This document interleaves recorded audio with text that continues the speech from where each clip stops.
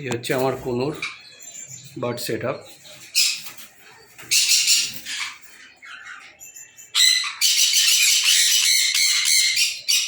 একটা বাচ্চা হয়েছে, করে নি।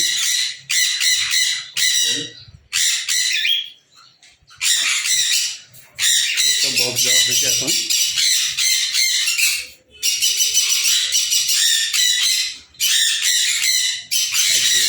সকালে চায়ে ডেকে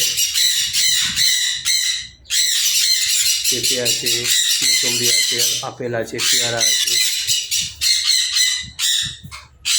বিভিন্ন রকমের ভেজানো দানা আছে।